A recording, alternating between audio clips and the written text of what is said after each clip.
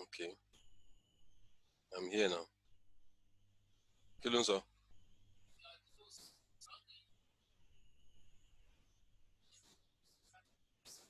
Hosts have started.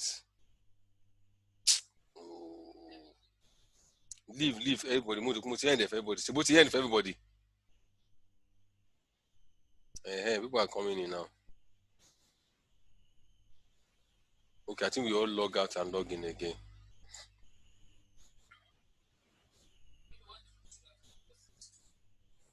Confusion. I read somewhere that you don't need to log out everybody. So I'm admitting everybody. Yes. Yes, you're ready. You're ready. Okay. Liva, let that color number 3 for me. All right.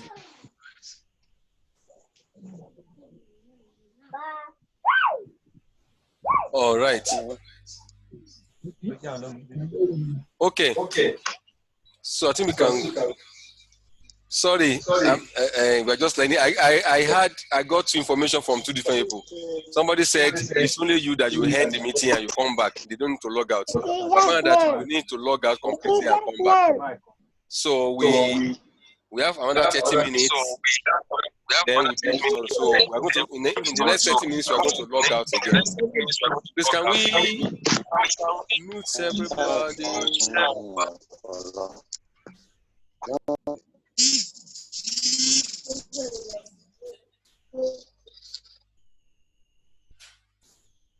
Okay.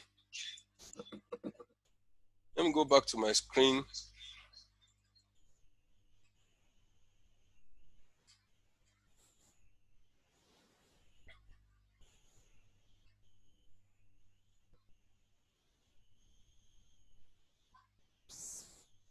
So this is where we stopped before we had our little whatever. Sorry, I'm still adding people. Okay. The survival of the love that people profess to have is rooted in the love, in the true identity of the love that they claim to profess to one another. We have mentioned that. So, next. How marriages get into trouble? Even people have professed love to each other, yet marriages can get into trouble. How? Now, listen to me. Let me just say this. Couples don't really fight each other. People don't fight each other.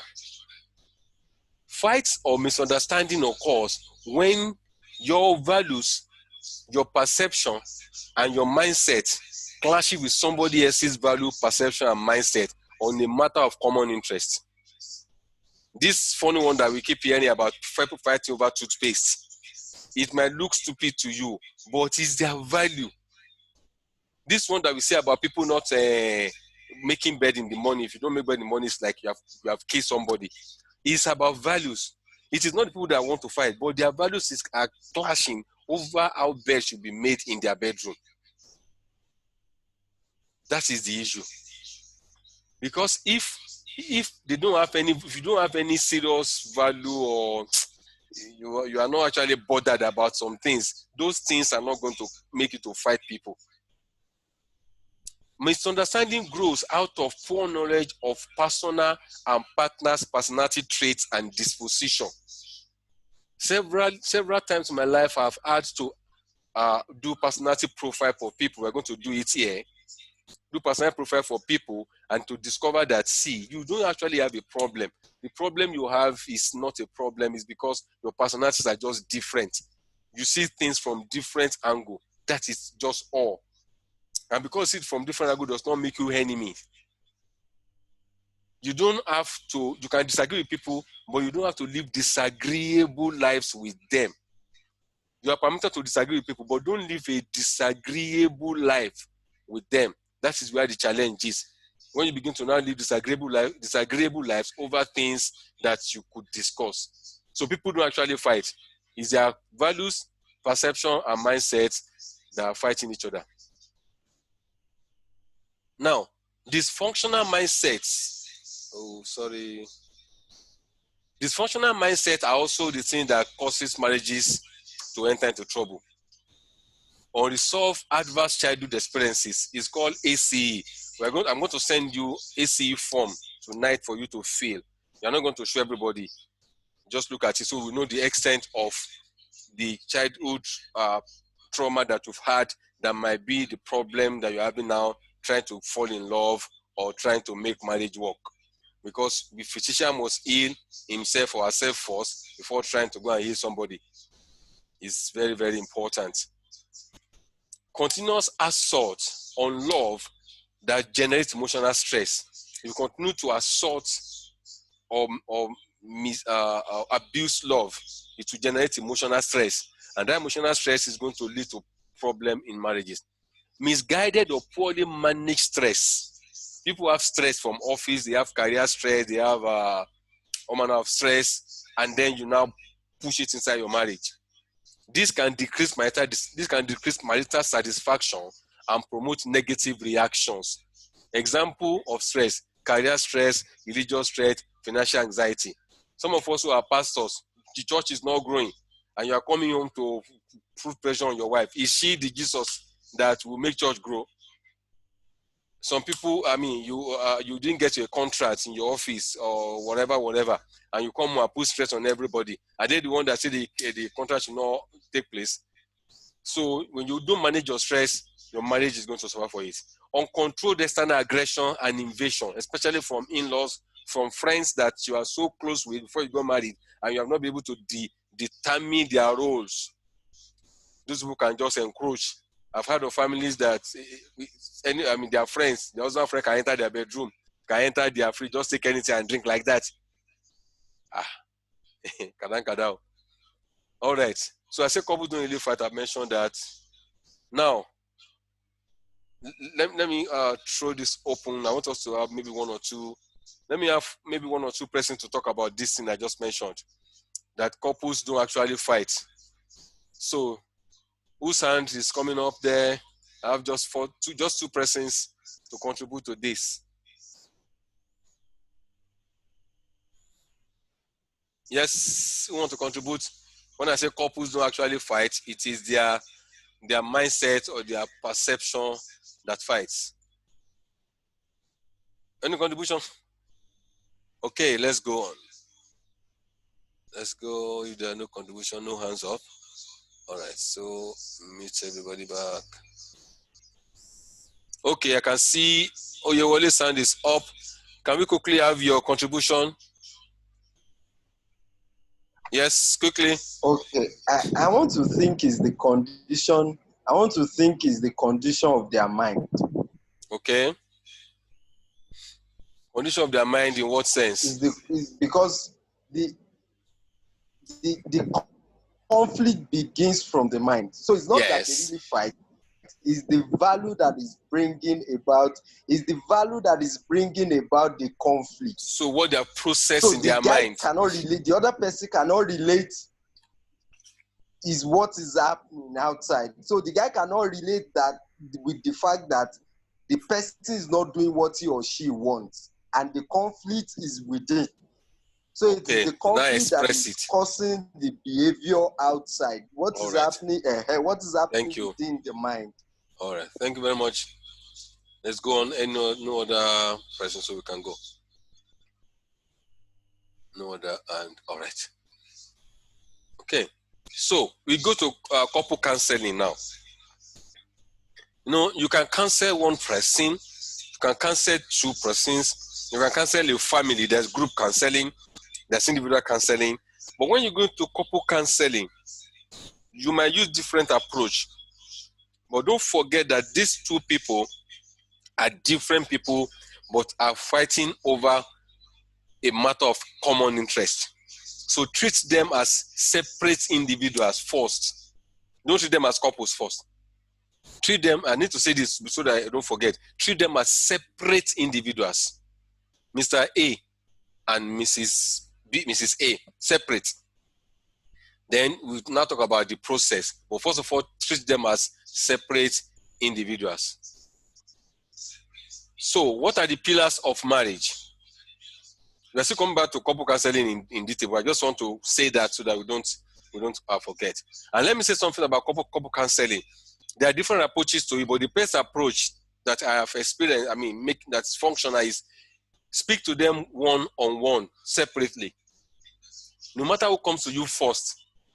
If it's the wife that comes to you first, listen to the husband too. If it's the husband that comes to you first, listen to the wife too. Listen to them separately first. Then bring them together. When you bring them together, what the husband is saying to be the issue, relate it in front of the wife that your husband said 1, 2, 3, 4. Then turn to the husband. Your wife said 4, 5, 6, 7. Now, let's take it one by one. That's how you do it. Don't depend on some story alone. Please don't make that mistake. If you're a woman, don't allow somebody whose story resembles your own to begin to start making making assumption or making conclusions. Don't try that. That might be dangerous. All right. Okay. So pillars of marriage. Before going to pillars of marriage, I'd like to talk about this. Marriage is unique. Marriage is unique. No two marriages are ever the same.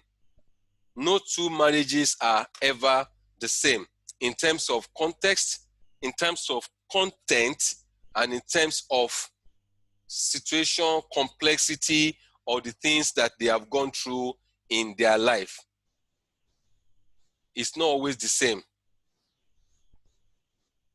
1 minute, please.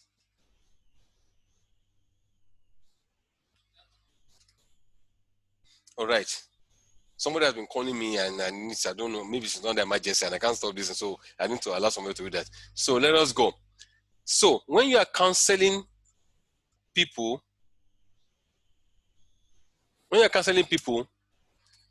the approach must be tailored to their specific situation. Now look at this couple that I put their picture here. You can see marriages are unique. You cannot say, why did you go and marry somebody that is short like that? Don't ever. Or you say, look at the woman, say, how you go marry somebody that's like that? Why did you not marry somebody that's of your height or of your age? It's not your challenge. It's not your problem. It's by choice. So counsel them depending on the situation they have presented to you. Please don't forget that. No marriages are the same. No two marriages are the same. No two couples have the same experiences. No two marriages have the same solution key. And I like to say this, don't misunderstand me, but see, there's no master key in marriage counseling. Master key means that like a Panadol for every headache. Even Panadol does not solve every headache. You understand? So don't say, this is how I did it last time. It will work for all couples. No, you'll be making a mistake. Listen to them and relate to them according to what they are presented to you. And I'm telling you this, there will be a time in your life as a counselor that you will, all the time in your life, you must ensure that you pray. Because the truth is that some things will confront you so much that you will not even know what to say. You will not know what to say at all. What you have read in books, what you have heard Jeff Olagomga say, might not even work at that point. You understand? So, no two marriages are the same. Don't forget that. Marriage is unique. I say marriage is the only relationship where all the 4 key kinds of love can find expression. There are several types of love that they say, but there's 4 key kinds of love that research has proven to be the real love. But it's only marriage that you can find the 4 of them existing together. They all play important roles such that without one of them, marriage will be dysfunctional and spouse could become frustrated. Spouse could become frustrated when marriage is becoming dysfunctional. Nobody wants to be in a dysfunctional marriage. Dysfunctional marriage is crazy. I'm telling you, dysfunctional marriage can be hell on earth. Nobody wants to go into it. So when people come around you and they're saying their marriage is dysfunctional, don't say, it's not possible. What do you mean? So you marry a devil. What is your business? You call somebody husband devil. When they settle the matter, everything you have said about the husband is going to tell him. Every person you have said about the wife is going to tell her, and you now become the bad person. So that's why you're doing professional counseling. You are not advisors. Don't advise people. You are not advisors. You are not advisor. Don't advise anybody. Professionally counsel them. We'll talk about that as we go.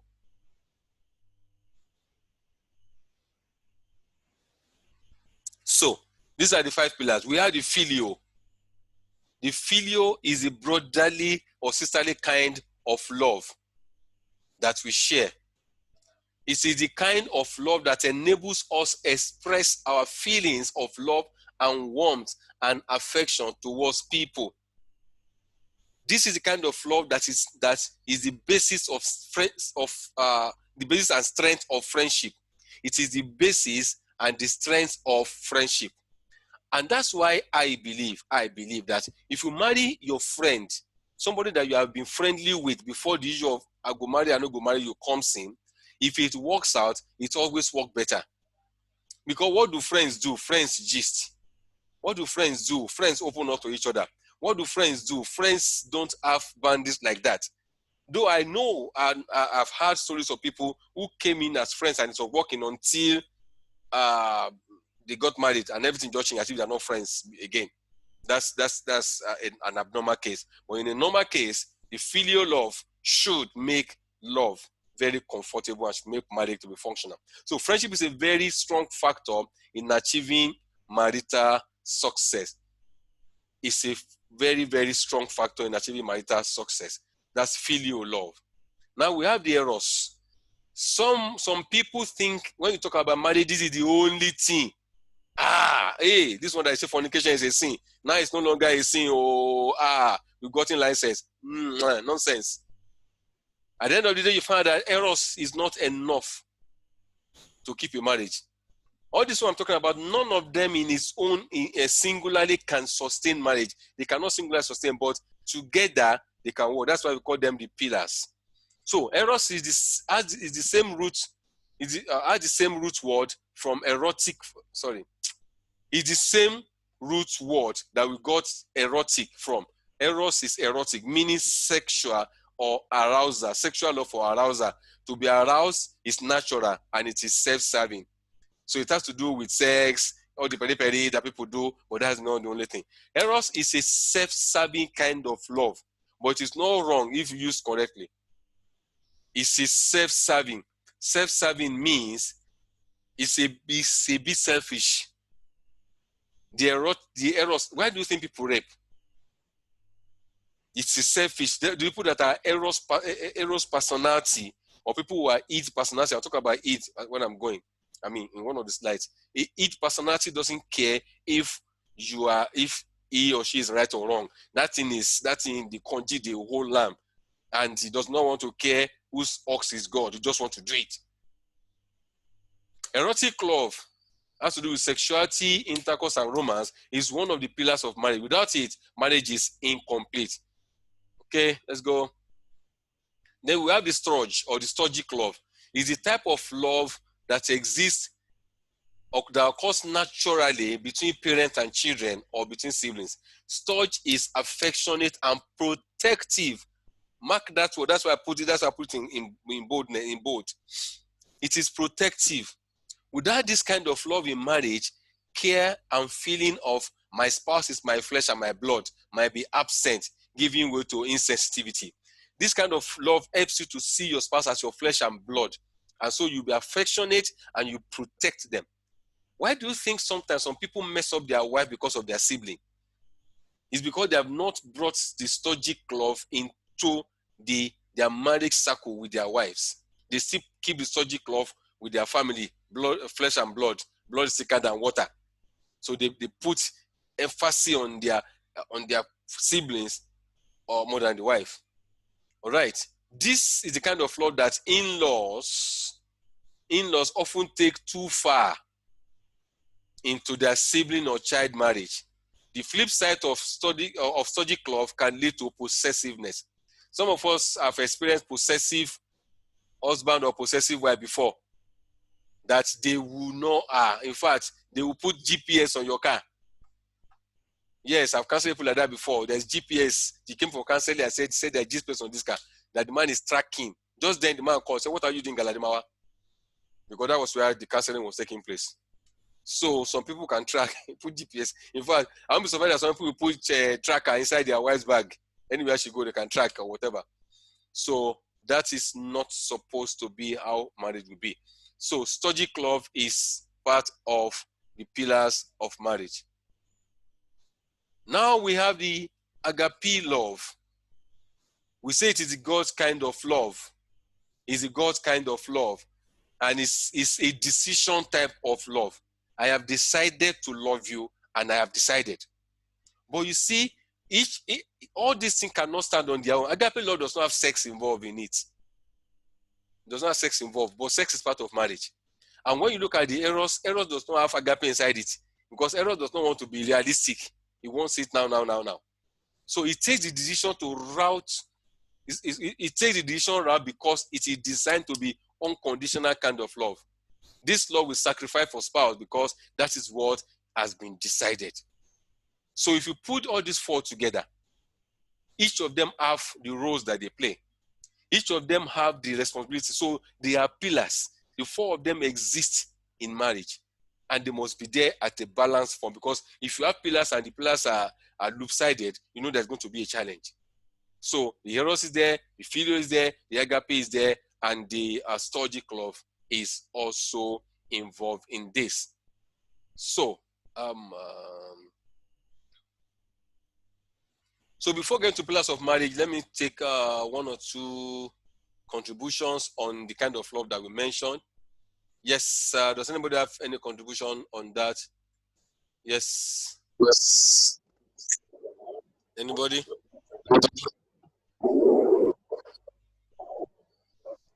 Any contribution from anybody before we go on? Okay, if there are no contributions, I think we can move on. We can take questions. You can note your question. We can take it after. Okay, so I'm muting everybody back. Okay, so now what are the 5 pillars of marriage? I talk about the 4 things that we need in love, then the 5 pillars of love. Forget the word pillar, but look at those things. Look at how it works so that it doesn't get confusing. Okay, so you can see here, I put a picture of a seed that's germinating. You can see it's a seed, plus a seed around here. It's a seed just coming, just budding here. You can see the progress, and then it keeps going. It becomes a tree, but it started from being ordinary seed. And from that seed, you can see how it is budding. So in marriage, we have this kind of process, and it's essential that we talk about it. So let's go on. We have the seed.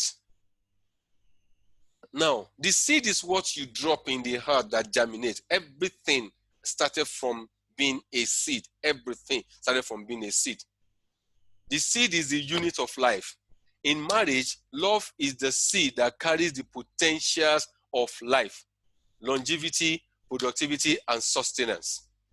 It is essential to probe into the belief system of couples and intended couple to ascertain their belief system and thought pattern about the subject of love. What am I saying here?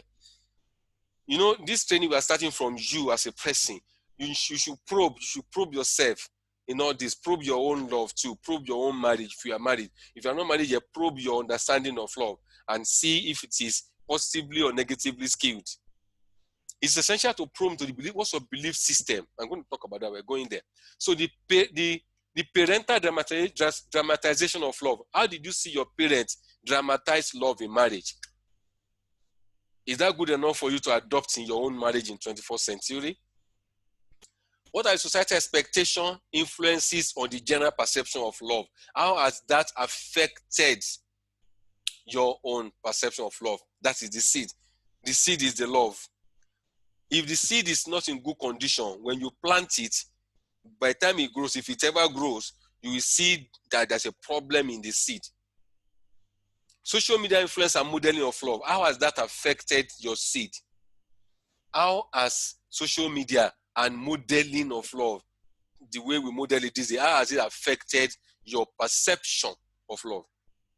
Let's keep it in mind that love does not work in isolation. Love is expressed through genuine show of affection, care, sacrifice, respect, and sensitivity. Love does not grow. Love is not enough to make marriage work. It needs other ingredients. All right. So, that is the seed. The seed is in your hand and you want to plant it. So, what's the condition of the seed you want to plant? Then the heart. What is the condition of the heart that is going to harbor the seed? Or what's the condition of the heart from where the seed is coming from? What are the mindsets? Mindset are the drivers of attitude, behavior, thoughts, processes, etc. We're going to talk about mindsets in our slides. Couples need to interrogate or be interrogated on the conditions of their mindset and its ability to make marriage work. You must interrogate yourself.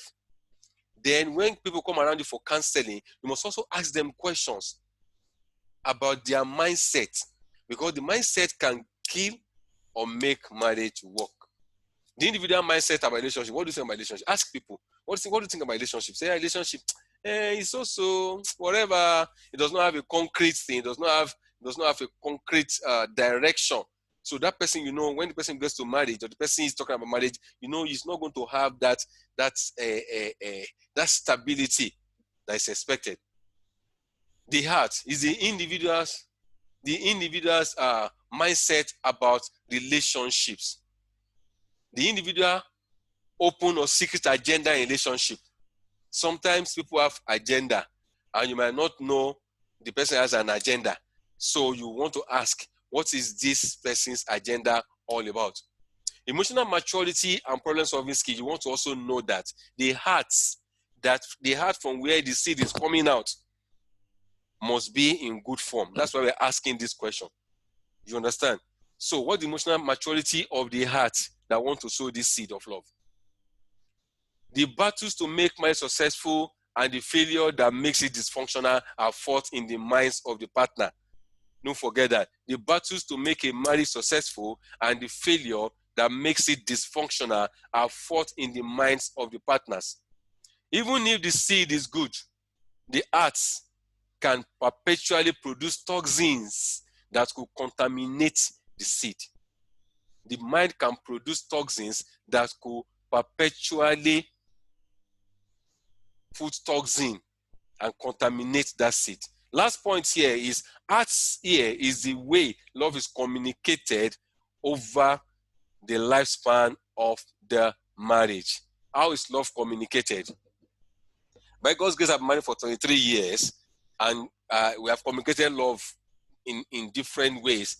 Our love has grown in terms of how we communicate to each other. How do we communicate that love? You understand? And it comes by growth, comes by learning. It doesn't just come like that. It doesn't jump on anybody like that. There must be a learning process. Remember we said initially that you must be able to learn. If you are not able to learn, you will not be able to improve your own life. Neither can you help another person. So we have the soil. This is the third one, the soil. Now, you're taking the seed from the heart and you're putting inside the soil. That soil is the heart of the partner. Is the heart of your partner that you are the person you want to invest love into. What's the condition? This soil is the condition of the partner into whom love is to be planted. The mental or psychological state of the partner is key to the entire process. If you take a very good seed and put it inside a bad soil, no matter your good intention, what will happen? The seed might not see the light of the day. Then the recipient, this has to do with the identity of the recipient. Who is that person? Who is this person that you say you are loving? Who is the person that you are professed to love?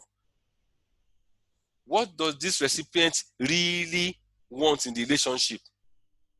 What does the person want? Some people say, I want to marry. What do you want? Why do you want to get married? Especially when it is like second marriage, or maybe it's a marriage after divorce, or marriage after spousal death or whatever. Ask people questions. They say, it's not normal to marry. No, it's not normal. It's normal, but not normal. Why? I want to know why.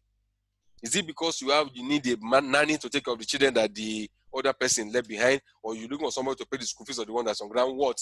Or you want a sex partner? So what do you want? So you need to ask people. So why did you marry this person? Sometimes people find it embarrassing when you ask them, why do you get married, or why do you want to get married? They say, hey, what are you asking me? Am I not old enough to say I want to marry? Yes, you have, but I want to find out why.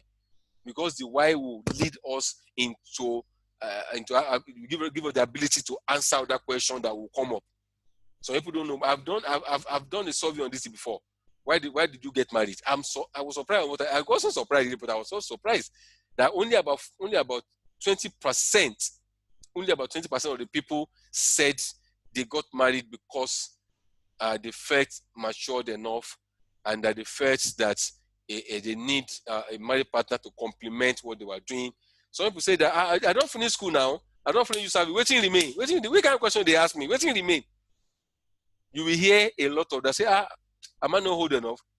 Or someone say, my mother say make I go marry. You hear so many things, but it's good to help people to stabilize why. Because if they don't know the why, when the pressure of marriage comes, they will not be able to stand. So suitability is the recipient capable of loving and be loved. My people, let me tell you the truth. Some people are difficult to love. Oh yes, some people are very, very difficult to love. Loving them is like trying to dig during Harmattan, try to dig inside during that season when everything is concrete. But some people are easier to love. You don't know their personality. We're going to talk about personality tomorrow, and then we'll be able to answer these questions. Professional marriage counselors and religious organizations need to include mental health check into the list of tests intended couple need to do before marriage. In fact, I'm recommending mental health tests for everybody here. You might think, I'm not saying something wrong with you, but the stress, in fact, this COVID stress self is enough to make everybody to go and do mental health check. We are not saying something is wrong with you, but go and do mental health check. There was time that I wanted to bring somebody to do a mass one that at a reduced price for us on one of my platforms, Love DNA. But I have not. It's 25,000 actually per session. But I was trying to toast that to crash it down to maybe 15 so that we can do a mass one. You understand? That you need to do mental health test. It does not mean you are mad, but you need to just check one or two things. Our time is also going because this has flashed me again. So I'm going to log out when it is 5 minutes, log us out, and we can come in and take the last batch before they log us out. Okay, the soil. I can see Tony's hand up. I'm going to come back to you during question. So you can put your hands down, or can help you to put it down. So you can ask a question when it is time. Then the environment. The environment is about the peculiar situation. I told you before that no two marriages are the same. Everybody have their own environment that is different. You might be living in the same apartment, in the same street, having the same salary, working in the same office, and going to the same church or going to the same mosque, but your marriage is not the same. The environment is not the same. It's about the peculiar situation, the prevailing circumstances under which the marriage is contracted. The environment is very broad and could cover from the events of unresolved childhood trauma, the dating through courtship, prevailing significant parental or religious cultural issues about the marriage. For example, if your parents are always fighting, you saw them always fighting, and then you got married. If God is not taking, you can carry over that sin into your own marriage too. You understand? Or somebody said, no, I cannot marry a working wife. You must be a housewife because my mother was, everybody in our family were housewife. That's an environment. Can love grow in that kind of environment? It's a yes or no answer. It can grow for some, it might not grow for some. So the environment has a lot of impact on the seed and its capacity to grow to fruition. The seed is good, the soil is okay, but what of the environment where the soil is? If it's a rainy environment, a flood can flood everything away. If it is too sunny or whatever, it can destroy. So that's about the climate. Let me take the last one quickly before we get logged out and then we log in again. The water. There must be constant flow of positive input into the marriage to ensure survival of the seed or the plant. Constant flow of positive input, good words, good communication. Every now and then you must insist on doing the right thing in your marriage. Please. It's not as easy as I'm saying it, but please do. All right. This is a required flow from both partners. And when they cannot generate enough internal synergy to do this, a professional counselor or coach could be invited to do that. All right. So we have we're going to block that in the next 4 minutes. But in that in the next 2 minutes, can I take I think I saw Tony's hand up. Tony, can you ask your question now? Hello, Tony. Can you ask your question now?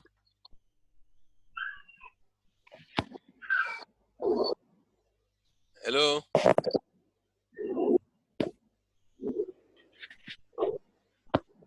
We can't hear you, or you can put it in the chat box.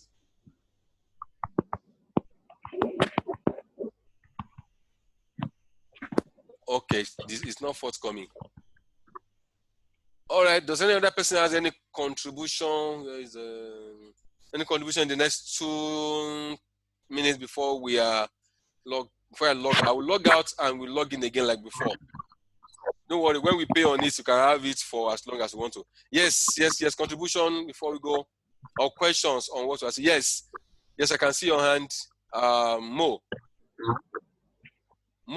can you go on? Unmute yourself. You can unmute yourself. Where are you, Seth? Okay, I've unmuted you. Can you hear me, sir? Yes, I can. Yes. Okay. Actually, I would like to make a contribution. When you were talking of couples they can disagree, but don't have to live in disagreeable lives. Yes. It's a normal thing for disagreement to happen between people. It's not necessarily couple. And I guess what always brings about living in disagreeable life has to do with lack of communication. You have to communicate. You have to know each other, what I like, what I don't like. Like you gave example of married couple that the husband can just barge into the bedroom.